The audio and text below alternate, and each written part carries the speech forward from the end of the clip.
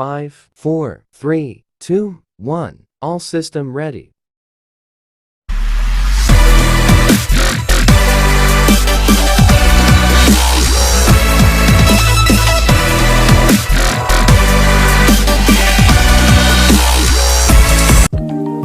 Assalamualaikum warahmatullahi wabarakatuh. Hai teman-teman, kembali lagi dengan Anisatul Mardiah dengan NIM 201404046 kelas 4 Matematika B. Pada kesempatan ini, kita akan belajar mata kuliah Matematika Diskrit, di mana video ini sebagai tugas pengganti ujian akhir semester yang diampu oleh ibu kita tercinta, yakni Ibu Nita Putri Utami MPD. Selamat belajar. Baik, sebelum masuk kepada penjelasan materi, saya akan menyampaikan pokok-pokok pembahasan yang akan kita bahas pada kesempatan ini. Pembahasan yang pertama yaitu tentang relasi rekursif. Dan yang kedua adalah konsep dasar poset. Yang ketiga tentang lattice. Yang keempat tentang aljabar boolean. Yang kelima tentang gerbang logika. Dan yang keenam konsep dasar graf. Yang ketujuh derajat titik. Dan yang kedelapan penyajian dengan matriks. Yang kesembilan lintasan terpendek. Yang 10 algoritma Dijkstra. Yang ke-11 pohon. Dan yang terakhir pohon rentang.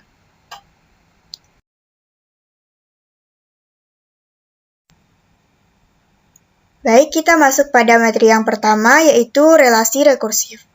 Relasi rekursif atau yang disingkat dengan RR adalah persamaan yang secara rekursif menentukan barisan, di mana suku berikutnya merupakan fungsi dari suku-suku sebelumnya. Suatu RR terdiri dari dua bagian, yaitu kondisi awal dan bagian rekursif. A1 sama dengan 1, A2 sama dengan 2 disebut kondisi awal dari RR. Dalam hal ini ada dua kondisi awal. AN sama dengan AN kurang 1 ditambah AN kurang 2, di mana N lebih besar atau sama dengan 3 disebut bagian rekursif dari RR.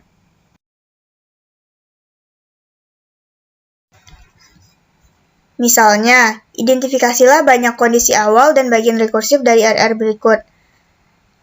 A1 10, A2 18, A3 70, AN dikurang 3, AN kurang 1 dikurang 4, AN kurang 2 ditambah 12, AN kurang 3 sama dengan 0, di mana N besar sama dengan 4.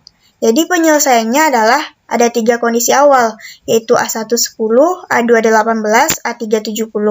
Nah, bagian rekursifnya adalah AN kurang 3, AN kurang 1, dikurang 4, AN kurang 2, ditambah 2, AN kurang 3 sama dengan 0, di mana N besar sama dengan 4. Kita akan membahas relasi rekursif linear. Bentuk umum bagian rekursif dari RR linear berderajat K berbentuk seperti yang terlihat pada video, di mana Hn dan Fn adalah fungsi dalam N, dan Hkn tidak sama dengan 0. RR linear ini dapat diselesaikan dengan dua cara, yaitu dengan metode akar karakteristik dan fungsi pembangkit.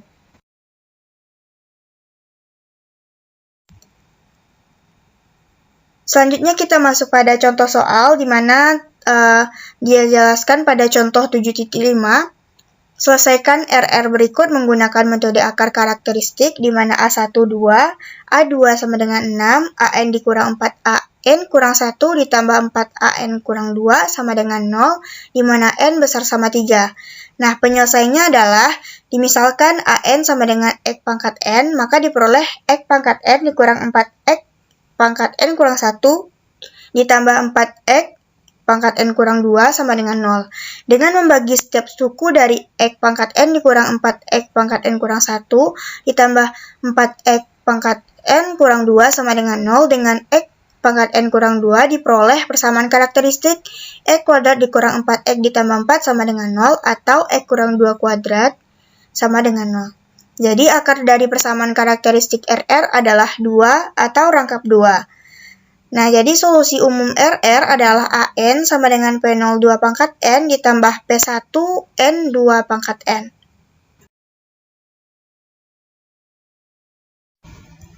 Lalu kita substitusikan kondisi awal ke solusi umum. Diperoleh A1, 2, di mana P0 ditambah P1 sama dengan 1. Lalu A2 sama dengan 6, di mana 2P0 ditambah 4P1 sama dengan 3. Setelah dilakukan eliminasi, diperoleh P0 sama dengan 1/2 dan P2 sama dengan 1/2. Dengan demikian, diperoleh solusi khusus RR yaitu AN sama dengan setengah 2 pangkat N ditambah setengah N 2 pangkat N.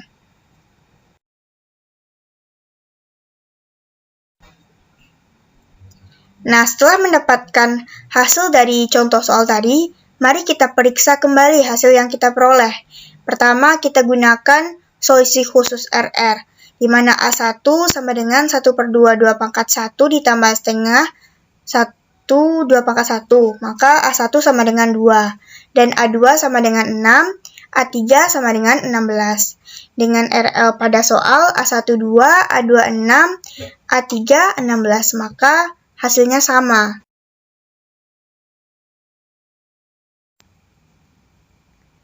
Berikut adalah contoh soal yang kedua, di mana selesaikanlah RR berikut dengan fungsi pembangkit biasa. Nah, A0-nya 1, A1-nya 0, dan AN dikurang 3, AN kurang 1, ditambah 2, AN kurang 2 sama dengan 2 pangkat N, di mana N besar sama dengan 2.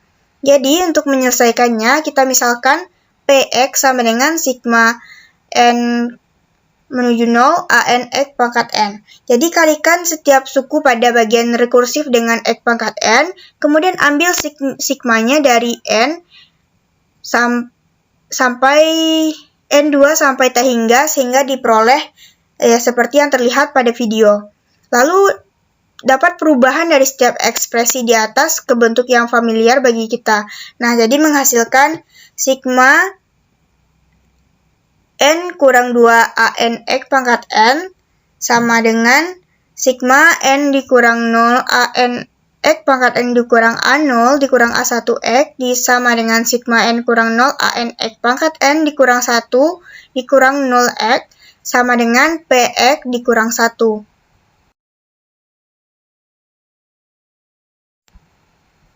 Lalu yang B, sigma N sama dengan 2, 3AN kurang 1X pangkat N sama dengan 3X PX dikurang 3X.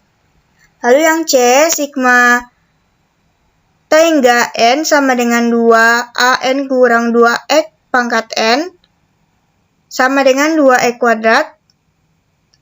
Sigma N sama dengan 2AN kurang 2X pangkat N dikurang 2 sama dengan 2X kuadrat PX. Lalu untuk yang D, sigma N sama dengan 2, 2NX pangkat N sama dengan 4X kuadrat per 1 dikurang 2X.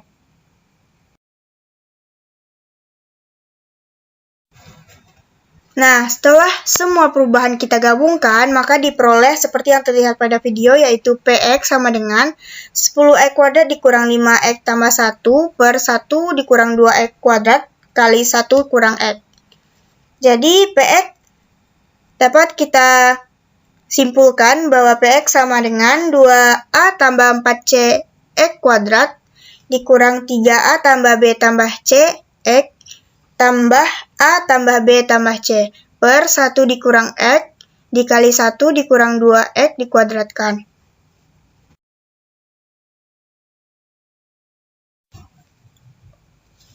Nah, setelah menyelesaikan sistem persamaan linearnya, maka diperoleh A sama dengan negatif 7, dan B sama dengan 2, dan C sama dengan 6. Sehingga PX sama dengan negatif 7 per 1 dikurang 2X, ditambah 2 per 1 dikurang 2X dikuadratkan, ditambah 6 per 1 dikurang X. Sehingga AN sama dengan negatif 7 dikali 2X pangkat N, ditambah 2 dikali N tambah 1 dikali 2 pangkat N, ditambah 6.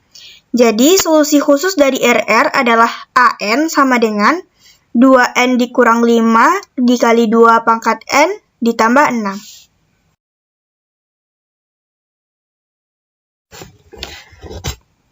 Nah, untuk memahami tentang relasi rekursif ini lebih lanjut, maka diberikan beberapa latihan untuk teman-teman agar bisa dikerjakan agar lebih mengerti.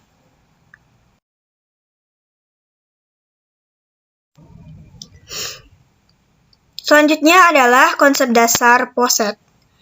Definisi poset adalah suatu relasi biner dinamakan sebagai suatu relasi pengurutan tak lengkap atau relasi pengurutan parsial atau partial ordering relation jika ia bersifat refleksif, antisimetris, dan transitif. Adapun diagram HC, suatu relasi biner dari himpunan A ke himpunan B dapat dijadikan dalam bentuk grafik maupun tabel.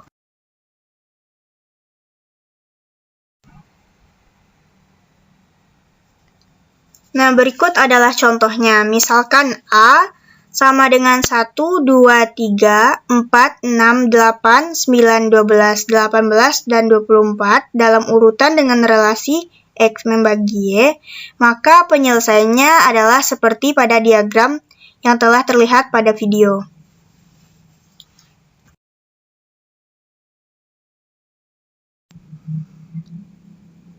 Berikut ini adalah soal-soal latihan yang dapat teman-teman kerjakan di rumah agar dapat lebih memahami tentang poset ini.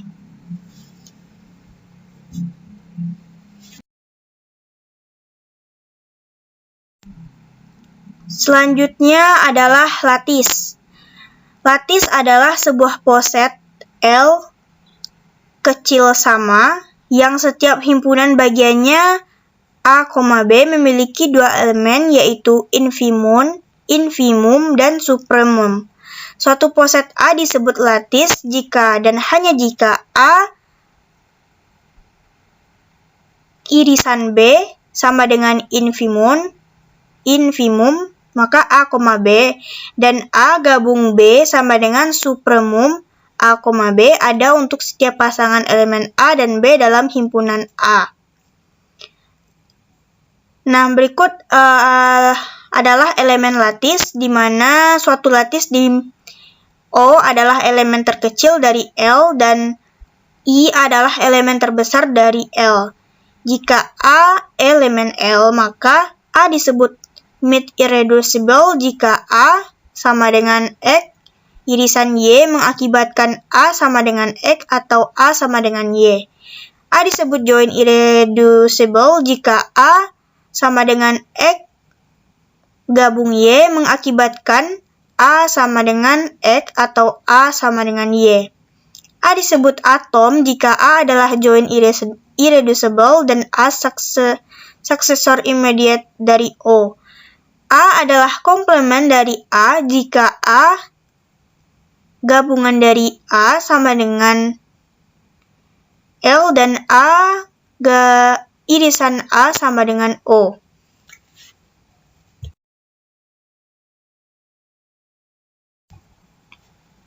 Selanjutnya adalah jenis-jenis lattice.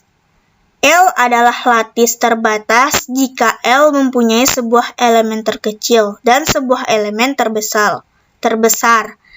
L disebut lattice distributif jika untuk semua A, B, C elemen L berlaku A gabung A irisan B gabung C sama dengan dalam kurung A irisan B gabung A irisan C, A gabung dalam kurung B irisan C sama dengan dalam kurung A gabung B irisan dalam kurung A gabung C. Lalu L disebut lattice komplement jika L terbatas dan semua elemen di L mempunyai komplement. L disebut lattice complete jika semua subset dari L memiliki supremum dan infimum.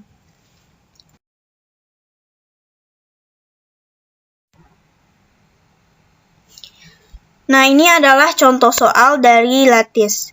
Misalkan D12 1, 2, 3, 4, 6, 12. Maka faktor-faktor dari 12 terurut oleh relasi pembagian adalah lattice dengan A gabung B sama dengan KPK A, B, dan A irisan B sama dengan FEB A, B. Maka elemen terkecil sama dengan 1 dan elemen terbesar adalah 12. Komplemen dari 4 adalah 3 karena 4 adalah irisan dari 3 sama dengan FEB dari 4,3 sama dengan 1. Dan 1 gabung 3 sama dengan KPK 4 gabung 3 sama dengan KPK 4,3 sama dengan 12. Maka lattice D bukan merupakan lattice komplemen karena 6 tidak mempunyai komplemen.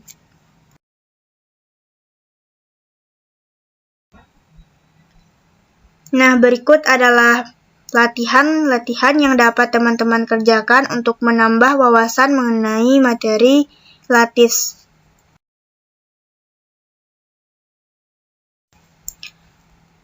Selanjutnya adalah materi yang keempat, yaitu tentang aljabar boolean. Aljabar boolean atau boolean algebra adalah matematika yang digunakan untuk menganalisis dan menyederhanakan gerbang logika pada rangkaian-rangkaian digital elektronika. Boolean pada dasarnya merupakan tipe data yang hanya terdiri dari dua nilai, yaitu true dan false, atau tinggi dan rendah, yang biasanya dilambangkan dengan angka 1 dan 0, pada gerbang logika ataupun bahasa pemrograman komputer. Postulat Huntington atau aksioma-aksioma diantaranya closure, A tambah B elemen B, identitas A tambah 0 sama dengan A.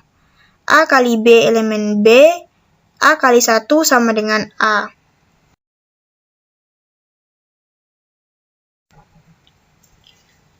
Komutatif adalah tidak ada pengaruh antara posisi awal dan akhir, di mana A tambah B sama dengan B tambah A kali B sama dengan B kali A. Lalu distributif, di mana A kali dalam kurung B tambah C sama dengan A kali B ditambah A kali C.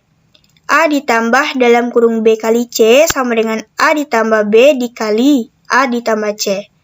Lalu komplemen, A ditambah A aksen sama dengan 1, A dikali A aksen sama dengan 0.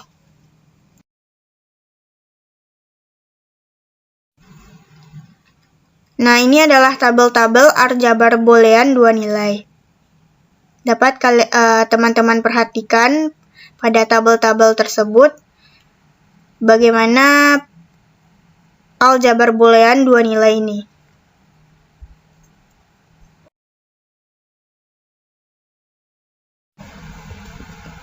Selanjutnya adalah hukum-hukum aljabar boolean.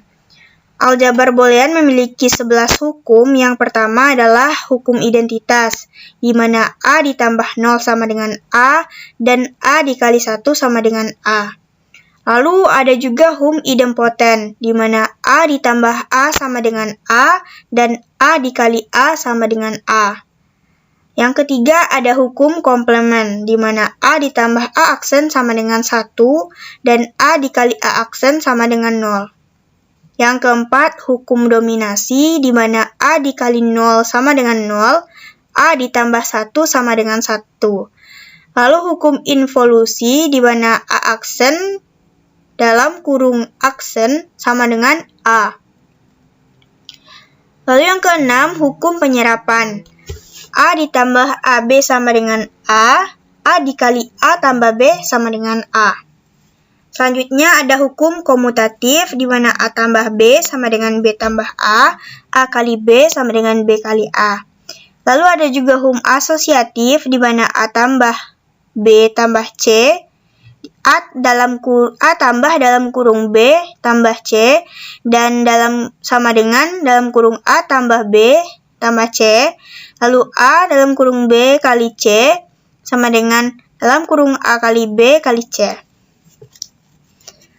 Adapun juga hukum distributif, di mana A adalah tambah dalam kurung B kali C sama dengan A tambah B dikali A tambah C, lalu A dikali B tambah C sama dengan A kali B ditambah A kali C. Yang ke-10 ada hukum De Morgan, di mana A tambah B aksen, A dalam kurung A tambah B aksen sama dengan A aksen kali B aksen. Dalam kurung A kali B aksen sama dengan A aksen tambah B aksen. Lalu ada juga hukum 0/1, di mana 0 aksen sama dengan 1 dan 1 aksen sama dengan 0.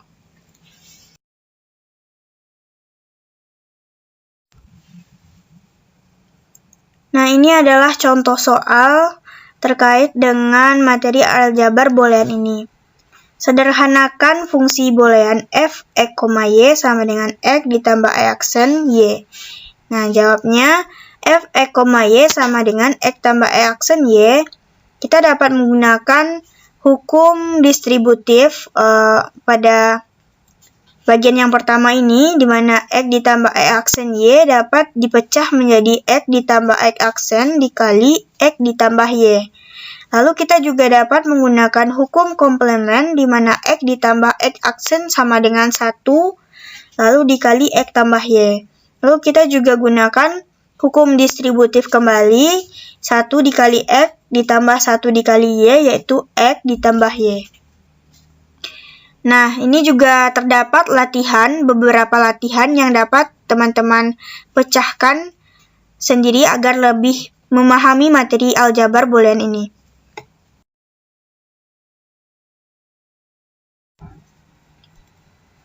Materi selanjutnya adalah gerbang logika. Gerbang logika atau logic gates merupakan rangkaian dengan satu atau lebih sinyal masukan atau input, tetapi hanya menghasilkan satu sinyal keluaran atau output. Jadi, gerbang logika ini memiliki satu atau rangkaian sinyal masukan atau input, tapi yang keluar itu hanya satu output. Gerbang dinyatakan dengan dua keadaan. Yang pertama, tegangan tinggi, logika tinggi, high logic atau logika 1, dan juga tegangan rendah, logika rendah, low logic, dan logika 0.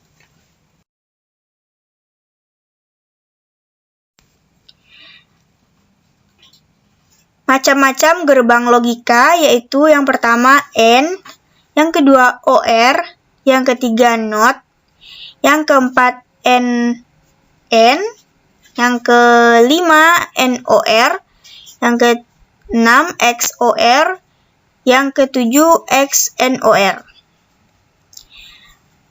Ini juga terdapat contoh soal F sama dengan A ditambah B kali C. Maka penyelesaiannya seperti pada gambar, dan juga terdapat tabel yang mungkin dapat teman-teman pahami.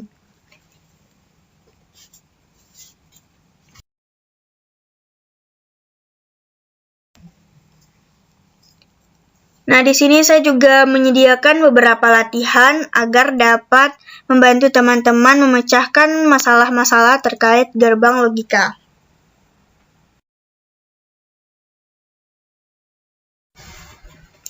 Selanjutnya adalah konsep dasar graf. Secara matematis, graf didefinisikan sebagai pasangan himpunan V, E ditulis dengan notasi J sama dengan VE. Yang dalam hal ini, V adalah himpunan tidak kosong dari simpul-simpul vertex atau node, dan E adalah himpunan sisi atau edge atau arcs yang menghubungkan sepasang simpul. Jenis-jenis graf ini ada dua, yang pertama graf sederhana, dan yang kedua adalah graf tak sederhana.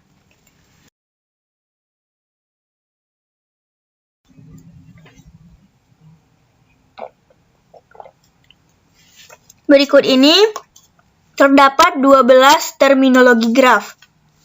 Yang pertama bertetangga atau adjacent, yang kedua bersisian atau incident, yang ketiga simpul terpencil atau isolate vertex.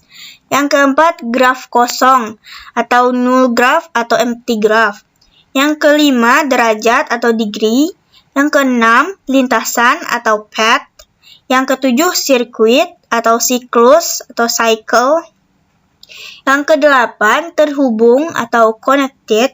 Yang kesembilan up a graph atau subgraph atau complement up graph. Yang ke-10 upgraph merentang atau spanning subgraph. Yang ke-11 cut set. Dan yang ke-12 graf berbobot atau weighted graph.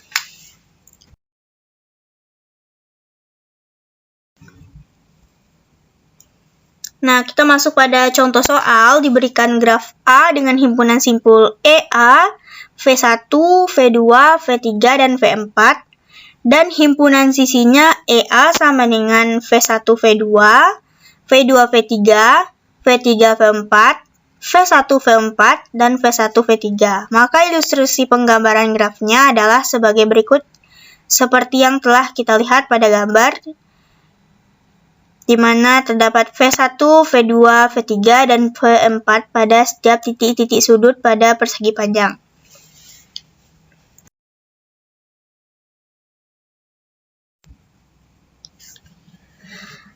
Selanjutnya diberikan beberapa latihan untuk dapat dikerjakan di rumah agar dapat lebih memahami materi tentang graf ini.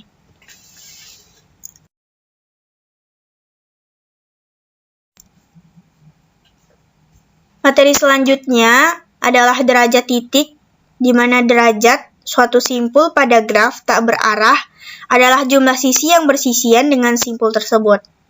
Notasi dV menyatakan graf simpul V. Nah, macam-macam derajat titik-titik. Yang pertama, simpul ganjil. Yang kedua, simpul genap. Yang ketiga, simpul bergantung atau akhir. Yang keempat, simpul terpencil. Dalam perspektif lain, macam-macam derajat terbagi menjadi 5. Derajat minimum, derajat maksimum, barisan derajat titik beraturan, dan gelung atau soft loop.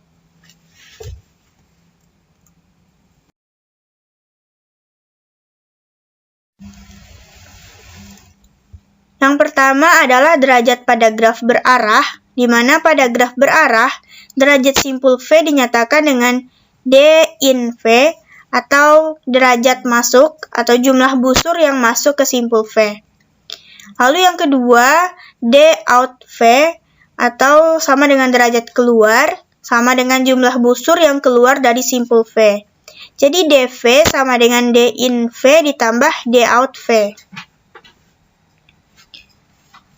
Selanjutnya juga terdapat derajat tidak berarah, di mana kita menghitung derajat pada graf yang tidak berarah, merupakan jumlah keseluruhan dari derajat suatu simpul. Nah, contohnya dapat terlihat pada gambar yang terdapat pada video.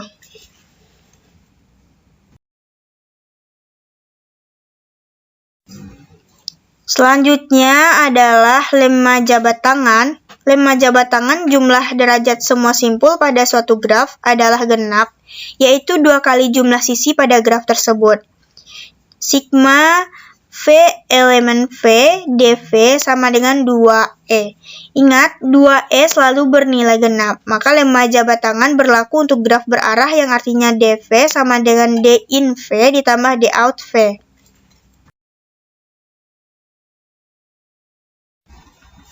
Contoh soalnya adalah yang pertama, peta pada jalan raya dengan persimpangan yang merupakan pertemuan 3 jalan atau lebih.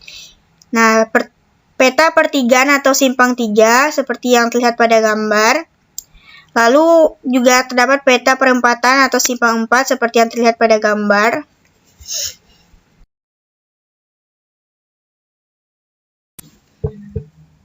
Nah, ini tersedia beberapa latihan yang dapat teman-teman kerjakan agar dapat lebih memahami materi ini.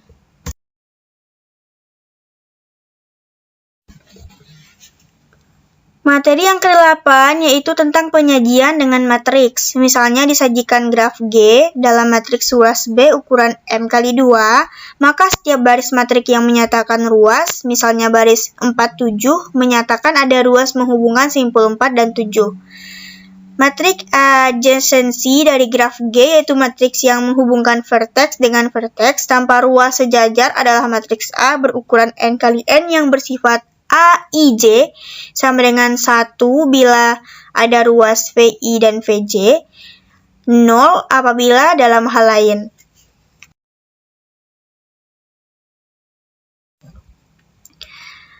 Yang pertama adalah critical path menggunakan graf berbobot dan mempunyai arah seperti yang terlihat pada gambar.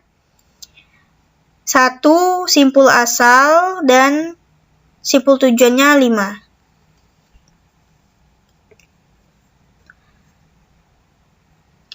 Teman-teman juga dapat melihat pada tabel path alternatif 145 dengan bobot 16, maka diperoleh critical path atau lintasan kritisnya 29 dan short path atau lintasan pendeknya 15. Selanjutnya, minimum spanning tree merupakan spanning tree yang mempunyai bobot dan tidak mempunyai arah dengan hasil penjumlahan bobotnya adalah minimum, seperti yang terlihat pada gambar graf G berikut ini. Lalu, langkah-langkah yang dilakukan untuk membentuk minimum spanning tree adalah membentuk kembali semua simpul tetapi tanpa ruas. Gambar dan telusuri ruas dengan bobot yang paling kecil. Lalu, lakukan terus hingga semua simpul terhubung. Maka yang seperti yang terlihat pada gambar, total minimum spanning tree-nya adalah 22.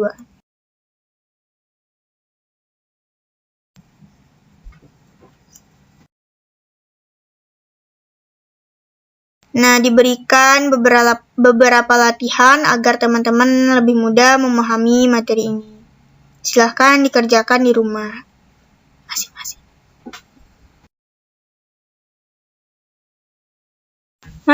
Materi yang ke-9 yaitu tentang lintasan terpendek. Persoalan lintasan terpendek yaitu menemukan lintasan yang terpendek antara dua atau beberapa simpul lebih yang berhubungan. Persoalan mencari lintasan terpendek di dalam graf merupakan salah satu persoalan optimasi. Persoalan ini biasanya direpresentasikan dalam bentuk graf.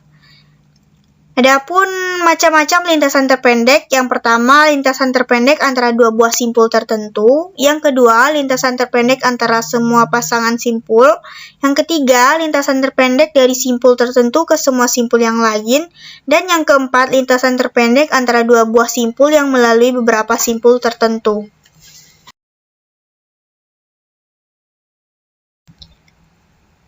Nah, ini adalah contoh soal. Lintasan terpendek dari simpul 1 ke semua simpul lain diberikan pada tabel.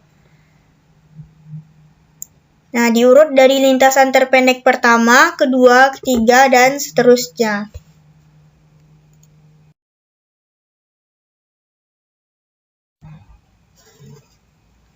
Ini adalah beberapa latihan yang dapat teman-teman pahami dan dapat dikerjakan juga di rumah masing-masing.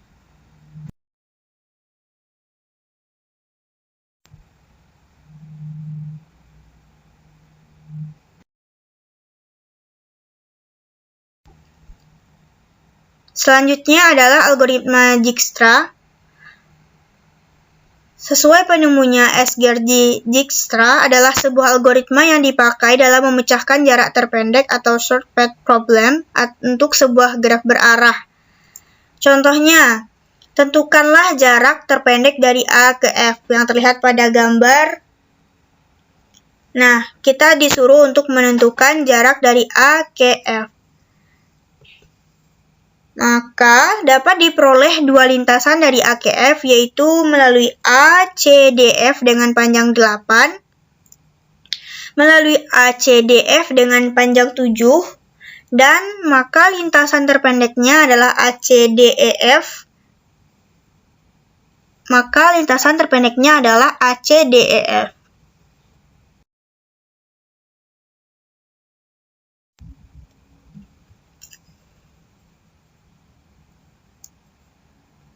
Nah, ini adalah latihan yang dapat teman-teman kerjakan.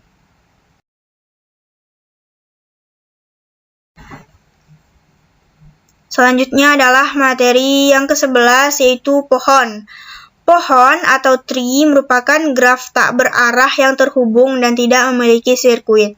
Ada dua sifat penting pada pohon, yaitu terhubung dan tidak mengandung sirkuit. Nah, seperti yang terlihat pada gambar, yang G1 merupakan pohon, lalu juga ada pohon G2, lalu sedangkan G3 bukan pohon, dan yang ke G4 juga bukan pohon.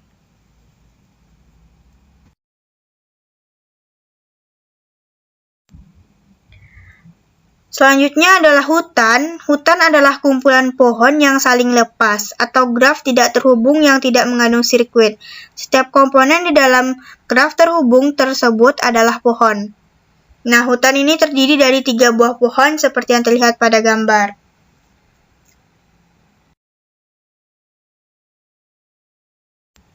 Nah, berikut ini adalah contoh soal di mana kita disuruh untuk menentukan mana di antara graf di bawah yang merupakan pohon atau hutan.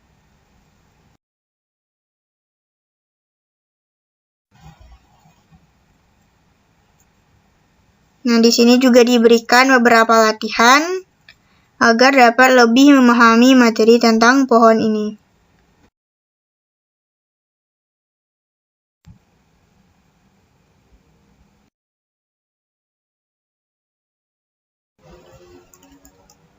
Nah, selanjutnya adalah materi yang terakhir atau materi yang ke-12, yaitu tentang pohon rentang. Pohon merentang adalah upgraph yang merentang yang berupa pohon dari graf terhubung. Pohon merentang diperoleh dengan memutus sirkuit di dalam graf, di mana setiap graf terhubung mempunyai paling sedikit 1 buah pohon merentang. Graf tak terhubung dengan K komponen mempunyai K buah hutan merentang yang disebut hutan merentang atau spanning forest. Lalu pohon terentang, graf G, pohon pada graf G yang memuat semua titik di G.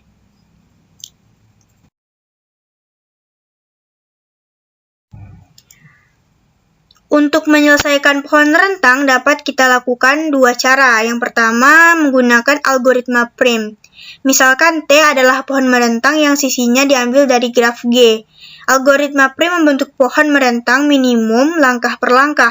Pada setiap langkah kita mengambil sisi E dari graf G yang mempunyai bobot minimum dan bersisian dengan simpul-simpul di dalam T, tetapi E tidak membentuk sirkuit di dalam T. Lalu cara yang kedua adalah dengan algoritma Kruskal.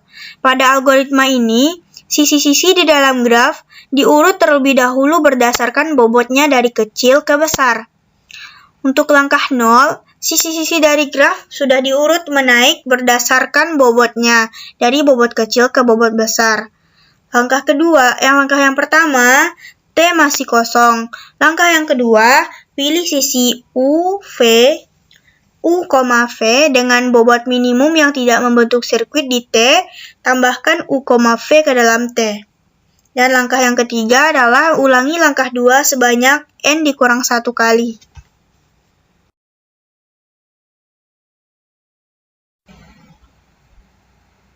Nah, ini adalah contoh soal di mana kita disuruh untuk mencari semua pohon rentang yang mungkin dibuat dari graf G yang tampak pada gambar.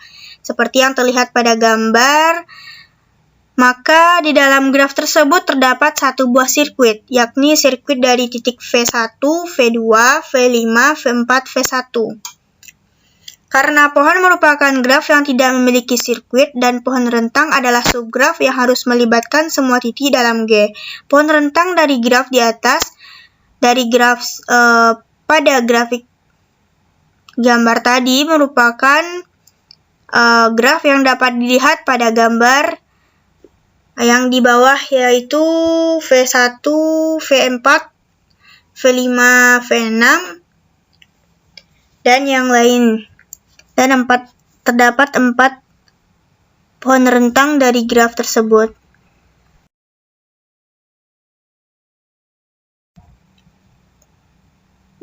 Di sini juga terdapat 3 buah soal latihan mengenai pohon rentang agar dapat dikerjakan dan dipecahkan agar lebih memahami materi pohon rentang ini.